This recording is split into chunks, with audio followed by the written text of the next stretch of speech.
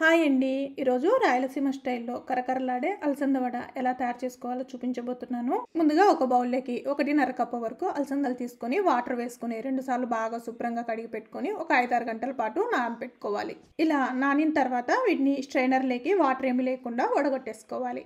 తడేమీ ఉండద్దండి. ఈ విధంగా వడగొట్టేసుకున్న తర్వాత ఇప్పుడు మిక్సీ జార్లోకి 4 లేదా 5 పచ్చిమిర్చి తుంపి వేసుకోవాలి. అలాగే ఒక మీడియం సైజు ఉల్లిపాయ ఇలా పెద్ద పెద్ద ముక్కలుగా కట్ చేసుకొని వేసుకోండి. అలాగే 1 ఇంచు అల్లం ముక్కను కూడా చిన్న చిన్న ముక్కలుగా కట్ చేసుకొని వేసుకోండి. 1 టీ స్పూన్ జీరా వేసుకొని ఇలా కచ్చాపచ్చాగా గ్రైండ్ చేసుకొని ఒక బౌల్లోకి తీసేసుకోవాలి. ఇలా ఈ పేస్ట్ని బౌల్లోకి తీసుకున్న తర్వాత అదే మిక్సీ జార్లోనే కొద్ది కొద్దిగా అలసందలు తీసుకొని వాటర్ ఏమీ యాడ్ చేయకుండా ఇలా కచ్చాపచ్చాగా గ్రైండ్ చేసుకోవాలి. ఇప్పుడు ఇందులోకి సన్నగా తరిగిన కరివేపాకు, అలాగే సన్నగా తరిగిన కొత్తిమీర, 1/2 టీ స్పూన్ కన్నా తక్కువగా సోడా, అలాగే రుచికి తగినంత సాల్ట్ వేసుకొని ఒకసారి పిండిని బాగా కలిపేసుకోవాలి.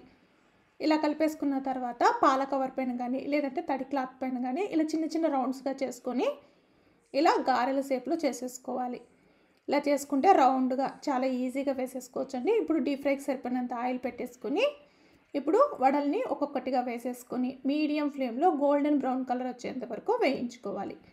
చూడండి, ఈ విధంగా వేగిన తర్వాత వీటిని ఒక ప్లేట్లోకి తీసేసుకోవాలి. అంతేనండి, రాయలసీమ స్టైల్లో కరకరలాడే అలసంద వడ అయితే రెడీ. మీకు కనుక నా రెసిపీస్ నచ్చినట్లయితే లైక్ చేసి సబ్స్క్రైబ్ చేసుకోండి. Thank you everyone.